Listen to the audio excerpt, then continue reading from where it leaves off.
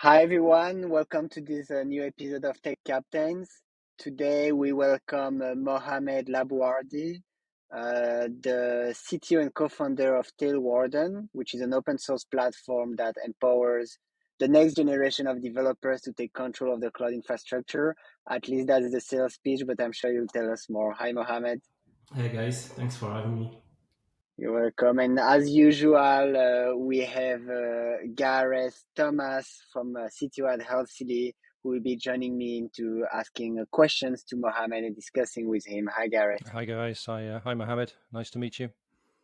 So, Mohammed, I looked a bit at your LinkedIn in preparation of this interview, obviously, and I saw you went from Morocco to France. You worked or did internship. I'm not sure in nuclear energy, freelancing, DevOps. You know, the co-founder of a startup for the second time, if I'm not mistaken. So, like, do you want to tell us a bit more and how did these experiences, which are very different on paper, shaped you? Yeah, sure. So I'm Mohammed. I'm 29. I'm originally from Morocco. So after high school, I went to university where I got my bachelor degree in computer science. Then I moved to France where I got my master degree in software engineering at University of Bordeaux. Then moved to Paris where I started my career as a software engineer at Intercloud, which is a company in the cloud space. Basically, they are creating private network for big companies so that they can connect their infrastructure from on-premise to cloud providers using private connectivity services. It was my first hand-on experience, I would say, with cloud providers, where like also I discovered DevOps practices, so which made me later on switch to a DevOps role. So I have joined Fox Intelligence, which is a deep tech company that gives data insights on the market based on online transactions. So I was the head of DevOps and I was responsible of building a multi-cloud infrastructure for them on both AWS and GCP. We were like handling terabytes of data every day. Along that time, I have started an open source project called it Commissar. It was from a first hand on experience or pain that we were like suffering back then, which is having insights and transparency in how much we were spending on the cloud. As I said, like we had a multi-cloud infrastructure, we were spending thousands of dollars a day. And we had this issue of like infrastructural fragmentation, which is like we had too many resources on multiple cloud providers, multiple cloud regions, multiple cloud accounts, and we had this problem of lack of transparency, which like creates a door of multiple problems like cost waste, security threats, and compliance issues. So we created the project back then, and then we made it open source. Fast forward, I have joined eFounders, which is a European startup studio that have created a lot of early stage companies and also unicorns like Aircall, Spendesk, and Front. I have launched a company with them in the HR space and then created the team and the product. And what were the requirements to join eFounders, which I've heard about before? Yeah, so like the requirement since Fox Intelligence was also part of the portfolio of eFounders, so I was already aware of how like the startup studio was working back then, and also like it was also like an interesting like challenge for me because like we have already created an MVP before joining eFounders, so it was quite different in terms of how eFounders usually works because usually eFounders they came up with ideas and then they look for founders to pick up the idea. But like for us, like we had already the side project and we had already like an MVP of the So product. what kind of help they give you then? Like it's like more on the coaching part. Like when it comes like they have their experts when it comes to GTM, when it comes like to marketing and also like the network. And also they were also the folks that pushed us to apply for YC. Since as I said, we were on the HR space. So and we know that the market size in the US is huge for recruitment. So like it was a natural choice for us also like to apply for YC. So yeah, that's what made us like afterward like apply to Y Combinator. We joined in December of 2021, raised $2 million as a seed round. Then a few years later, I had the urge to go back to the DevOps and cloud infrastructure challenges. So I have teamed up with Cyril, which is a former colleague that I have met back then at Fox Intelligence, to launch TailWarden, which I can tell you about in a few. Along the way, I have written 4 books about cloud native apps, serverless, and distributed application. And I also like maintain a DevOps newsletter that I have released it recently, and it became quite popular. It had over 140,000 subscribers. So yeah, so that's Oh, basically wow. so I didn't know you wrote books. Like He's a there's always busy something man. new. Like so, Yeah, you're a yeah. busy man. So then we had someone, the first episode, the guy we talked to there maintains an open source project as well. Why did you decide to do that? I mean, on top of everything else, because I noticed this morning I was looking, you've had like 250 forks of your repo, so you got some pressure there from people, looking for you to be maintaining it. Why did you choose to do that? like I think like I was before like doing this as a founder, I was always contributing to open source projects. I think it was the most rewarding thing I have ever done. Like of course, like giving back to the community and at the same time learning from other people. And also I think that also helping me like grow at the professional level. Like why we are like making like the product open source is because like the cloud providers complexity, we think that the best way to like address this complexity is by making an open source model, like not like a closed source model. So we have decided to make the company open core. So all our KPIs, like either the financial KPIs or the growth KPIs, are public. The same for the roadmap, which is public, and that's helped us like to empower more developers to solve the pain that we had back then at Fox Intelligence, which is still relevant today with cloud, for instance, with the cloud cost optimization issues. Yeah, and then that's a really good reason, because I mean, whenever they have AWS reInvent, the amount of new features that get pushed out, it's crazy, isn't it? So you're right. I mean, for you to keep up with that in a closed source scenario, you'd have to have a much larger team of engineers, and maybe a lot more challenge, a lot more money would be needed, wouldn't it, to do that from the start? So Yeah, exactly. Like as you said, like just last year, I think there were over like 100 new products and features on the reinvents. And in addition to that, like there is a lot of hype and FOMO with new technologies like Kubernetes and service, which makes like the taking the best decisions or picking the right tools like hard for developers.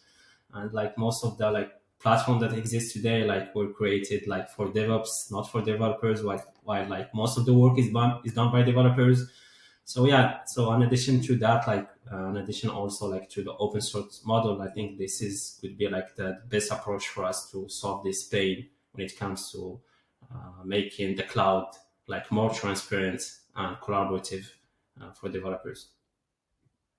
So, like, can you tell us maybe TailWarden, like, what it is, maybe with, two, three small examples of what you offer, because obviously you offer a set of tools.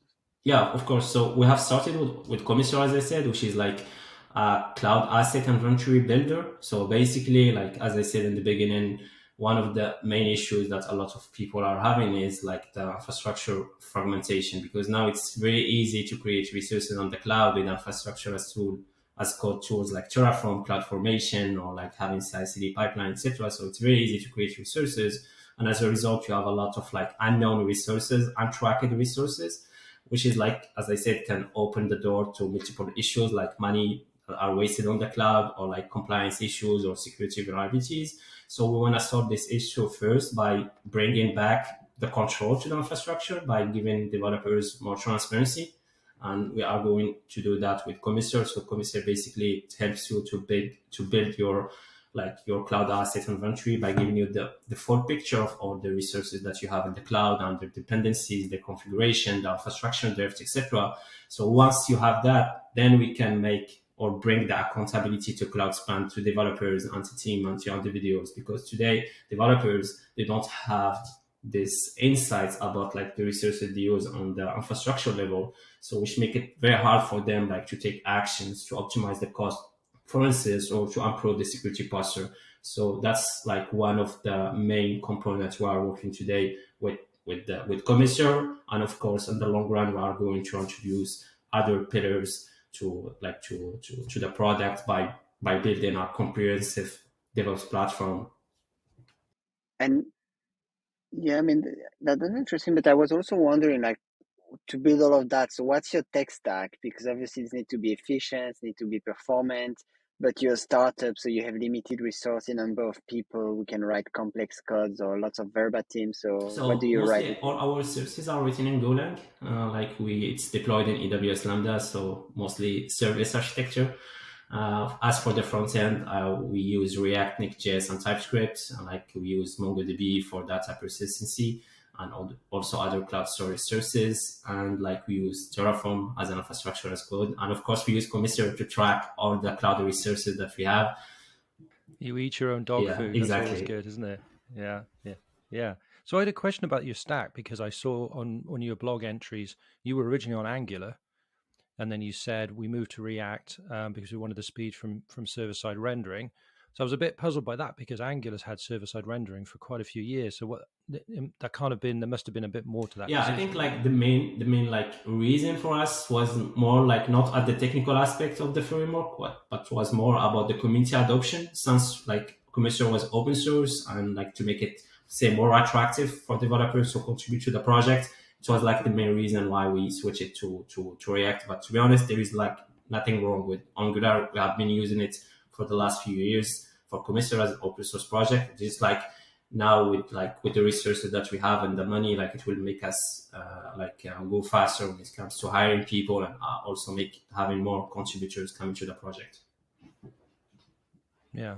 I mean, these are really smart decisions you're making that I think sometimes people do miss, especially in startups, is the reality of finding resource, which then is interesting that you chose Golang, because I think, isn't it still hard to find, experienced Golang people, or is that much easier than it was? I would say like it was the case 3 years ago, but like I think now since we are also a fully distributed team, I think like it make like the talent pool like larger. So far we didn't have an issue like finding like developers on Golang. And also since we are also serverless, even though like most of our services are written in Golang, it also gives us the flexibility like to write like functions in different programming languages. So yeah. Yeah, it's really nice that you can mix and match like that in there. Yeah, very And smart. in terms of like, so the company is what now, 1 year old? Like we started 7 months ago, so it's pretty recent. Yeah. Months. So less. Okay, sorry, I was wrong there. So very early days. What were the biggest challenge in these first 7 months? I know you had to go through a company change very early on. I don't know if you want to speak about that or not, but like, what were some of the biggest challenges you had Yeah, already, as technical you or said, not? like I think one of the main challenges that we faced early on is like the company change, and also like since we are also an open core company, so everything we do is done in public when it comes to the roadmap, when it comes to the KPIs, etc. And also like we have this challenge of like building a community on Discord, because we want like both developers and like cloud leaders to be empowered together, so that we can make the future or shape the future of DevOps, because we believe that the future of DevOps should be transparent and collaborative. And it was one of the reasons why I have switched back then in my career from a software engineer to a DevOps engineer. Because for me, DevOps is not really a job; it's most like a practices that makes you more empowered and more productive, and that's what we want to do today. So I would say our main challenge today is to grow this community and make like a platform for the 99% of developers. Yeah. Then it sort of brings me to a question I had about sort of platform engineering. What do you think about that? I would say it's sort of the same thing as DevOps. Like I won't go that extreme and say DevOps is dead. I say like it's just like a new way of leveraging the different tools that were created by DevOps engineers, like to be more like leveraged by developers. Because as I said in the beginning, like most of the work that is done on the infrastructure level is done by developers, and like tools that were not created by developers for developers. So I think that's also impacted like the wave of companies that exist now in this space. Now they care a lot about developer experience. So at the end of the day, I would say like it's still the same, it's all the same pain. It's just like a different way of like selling the DevOps as a practice or as a culture to developers. Because what I think is interesting about what you do is that, like for instance, where I am now, I have a pretty big budget for all the engineering. I have 6 teams, and I was thinking with the platform engineering sort of idea of really allowing people to pick and choose and go and getting developers close to production, all of that stuff. And now you're bringing another component where I can take part of my budget and go, okay, back end team, your budget's 200,000, and even allow them to manage at that level, and so really really giving them ownership over what they're building, which I think would be really cool. Yeah, exactly. And like to circle back to what you said, like even like now developers, they have the budget, they can pick their own tools and their own platforms. So that's also changed like the growth strategies for developers tools. Like now they use like the PLG as a growth strategy, or like they do like a bottom up approach. So they need to create a community. So I think that all of that like shape it like how like this like concept of platform engineering was created. But like long story short, I think for me it's still like at the end of the day to make developers more empowered, and that was the reason of why DevOps was created back then. Yeah, that's the secret to moving faster, definitely. Yeah. And Mohammed, so we're starting a new tradition in the podcast, asking the person we interview to recommend a book they read. I mean, I know you can recommend your own books, but like, what's the one you wanted to recommend today? I would say like one of my favorite book is Shape Up by the founder of Basecamp. Like even though like the practices defined in the book are, I would say, like quite like inspired from the agile methodology, or we have been doing them like maybe intuitively, just like how the book like put together all those practices and describe the reasoning behind it. I found it like very insightful. And so that's, I would say, like one of the books I read often, Or you read it because often, like so you it's, reread it, or like the yeah, full back to back? yeah, yeah.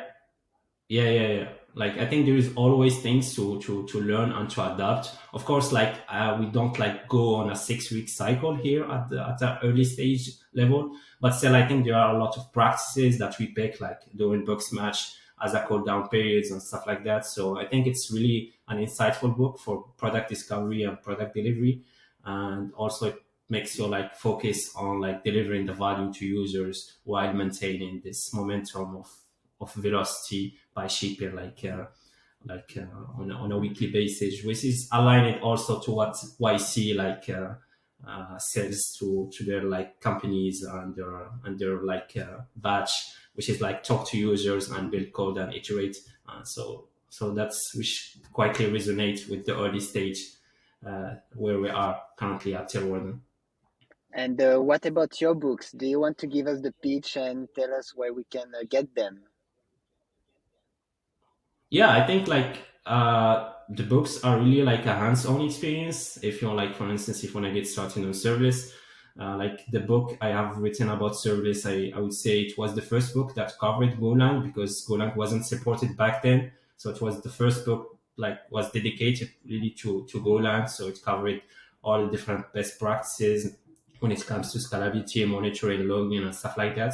So I would say that's something that I would like highly recommend to people if they want like to get their hands dirty and learn more about the service model. There is another one also about pipeline as code. Even though like it focuses more on Jenkins, which is not a trend anymore, but I think there are still like some I mean, practices or some. Jenkins has been replaced by many other tools like for CI/CD. So Yeah, but like look into the some reports, it's still like heavily used. Like even though like there is a lot of like debates about Jenkins, it's still like heavily used. So I would say like I would focus more on the best practices, on like what we can on the takeaways than the solution or than the tool itself. So I always try to be agnostic when it comes to programming languages and the tools. I always try to pick what get the work done, and I think that's what I would like say about those books. Like even though they are quite specific in terms of technology, but I think there are some takeaways to learn to apply on different tools or cloud providers. And your book, I mean, I'm guessing you talk about GCP and AWS in it, do you, from a serverless perspective? Yeah, exactly. Okay. Okay, you haven't got anything there about Microsoft, about Azure, then just GCP and AWS. Yeah, like I would say like back then, like as again, it was also from a hands-on experience for me. Like I always try to write about things that like involved in, because it makes it easier also like to write about those things. But like I don't also have a lot of experience with Azure, to be honest. So that's why like it was mostly about AWS and GCP in terms of cloud providers. so where can people listening us get your books? like they can go to like my portfolio or my landing page, and they will find the links to those books on Amazon and other like So I've a last websites. question, Mohammed. Obviously, you're the first DevOps engineer we've had on the show now, so far. So, what in your career? At what point did you kind of go, "Yeah, I'm going to go into DevOps. This is what I want to do." And what made you make that change or make that decision? I think it was a natural like transition. When I joined Intercloud in the beginning, and it was the first startup I worked at.